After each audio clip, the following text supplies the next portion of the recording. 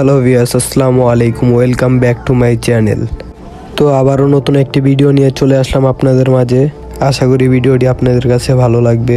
তো আজকে চলে যাব সদরঘাট কিভাবে যাব, কোন কোন জায়গা আপনাদেরকে ঘুরে দেখাবো, জানতে সম্পূর্ণ ভিডিওটি দেখুন।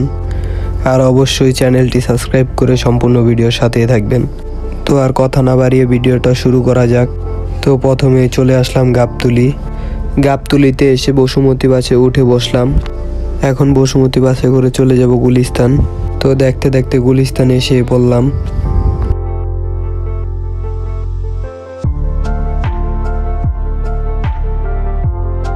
অবশেষে গুলিস্তান থেকে কিছুক্ষণ হাঁটার পর আরেকটা বাসে উঠে বসলাম। তো দেখতে দেখতে সদরঘাটের কাছাকাছি চলে আসলাম।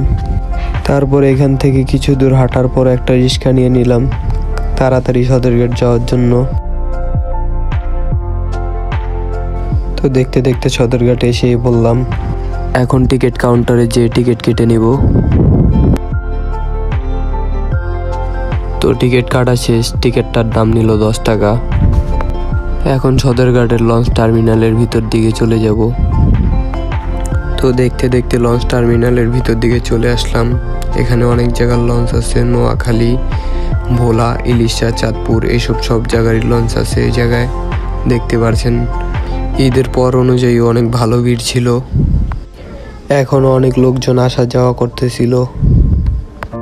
অবশেষে নদীর সামনাসামনি এসে দেখি নদীর পানিগুলো অনেক ময়লা এবং অনেক কালো হয়ে রয়েছে।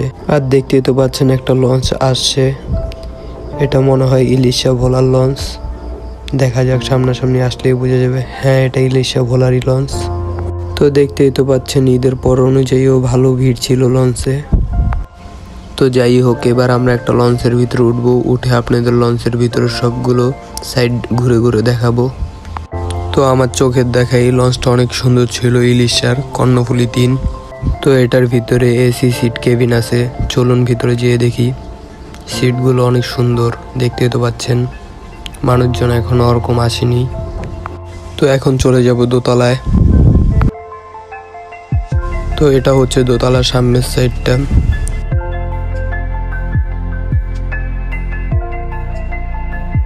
আর এটা হচ্ছে দোতলার সিট রুম। তো দেখতে তো পাচ্ছেন ভিতরে অনেকগুলো সিট আছে, এটা এসি। তো এখন চলে আসলাম 3 তলায়, যেখান থেকে লঞ্চটা চালানো হয়।